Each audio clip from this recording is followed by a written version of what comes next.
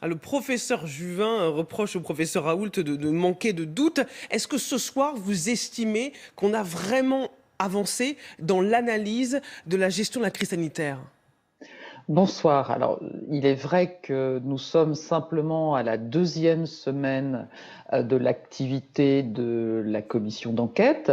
Il était extrêmement important que nous puissions assez tôt entendre le professeur Raoult, puisqu'il avait été au centre d'une polémique intense qui a malheureusement divisé la France. 3 heures, plus de 3 heures d'audition avec des réponses très claires à des questions précises. Certes, il a, mais comme beaucoup de scientifiques qui ont un parcours absolument remarquable, il n'a pas besoin forcément de mettre son ego dans sa poche. Moi, cela ne m'a pas choqué du tout. Et j'ai été très satisfaite de voir aussi que certains parlementaires d'autres groupes politiques qui, en entrant dans la pièce, avaient cet a priori avait en tout cas un a priori important et il me semble que bon nombre d'entre eux ont été tout à fait satisfaits de l'audition telle qu'elle s'est déroulée.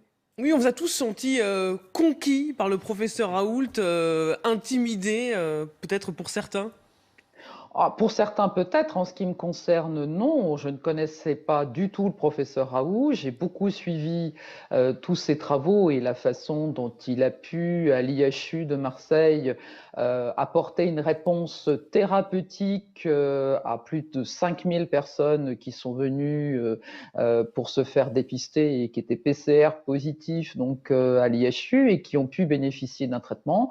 Contrairement à ce qui s'est passé notamment dans le Grand Est où je suis élu, et suite à l'interdiction pour les médecins traitants d'utiliser l'hydroxychloroquine, j'avais participé et je suis toujours membre de ce collectif qui s'appelle Laissons les médecins prescrire.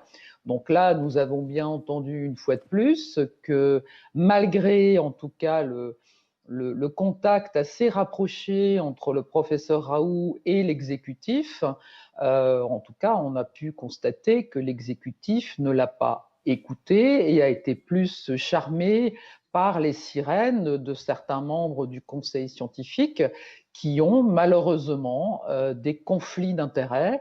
Donc c'est bien de cela dont il faudra que la commission d'enquête se saisisse dans les prochains jours aussi, et dans le rapport que nous rendrons dans 6 mois, il sera proposé vraisemblablement des actions, parce que continuer de cette façon avec une influence directe des labos pharmaceutiques sur des stratégies thérapeutiques qui malheureusement n'ont pas été les bonnes et ont fait qu'il y a eu énormément de patients décédés en France, il faut vraiment qu'on se saisisse, nous les parlementaires, de cette problématique qui est très très très importante et qui, On a on le compris que voit, l'enquête ne fait que commencer. Le temps nous est compté. Merci beaucoup, Je, Martine Vonner.